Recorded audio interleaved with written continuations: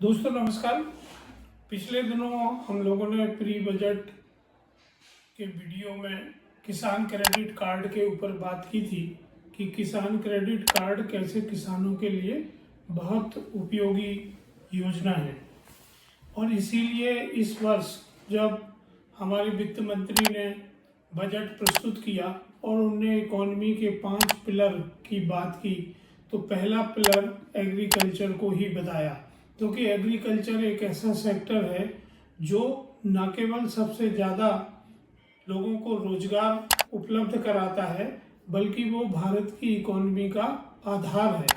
इसीलिए इस बात को ध्यान में रखते हुए किसान क्रेडिट कार्ड योजना में कुछ बढ़ावा दिया गया है और इसको और सरल बनाया गया है ताकि ज़्यादा से ज़्यादा किसान इस योजना का लाभ ले सकें। पहले इस योजना में अधिकतम 3 लाख रुपए तक का प्रावधान था।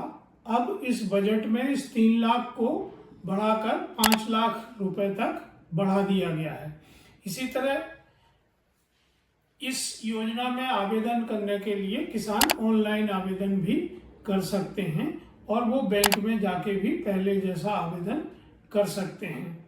इस योजना में 3 लाख तक के लिए अधिकतम ब्याज दर 9% निर्धारित की गई है और इस 9% ब्याज दर पर 2% की सब्सिडी है, तो इफेक्टिव ब्याज दर होती है 7%।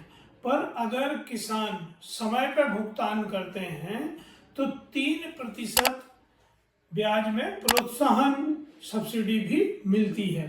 तो इस तरह से किसानों को केवल 4% ही ब्याज में भुगतान करना होता है और ये सबसे सस्ती ऋण की योजना है जो किसी भी सेक्टर में ऋण के लिए हिंदुस्तान में उपलब्ध है। तो दोस्तों, इस योजना से जहां न केवल किसानों को उनके इनपुट खरीदने की जो लागत बढ़ रही है उस पर सस्ता कर्ज उपलब्ध होगा ताकि उनके पास पर्याप्त पैसा हो और वो उसका उपयोग कृषि आदान खरीदने में कर सकें। दूसरे, जो वो अधिक ब्याज की राशि माइक्रो फाइनेंस इंस्टीट्यूशन, एनबीएफसी या साहूकारों से लेते हैं, उस चंगुल से भी वो बच सकते हैं।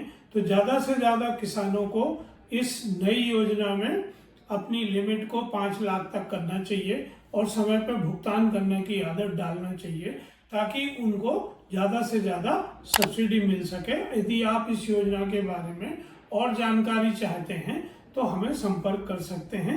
धन्यवाद, नमस्कार। Don't forget to like and subscribe.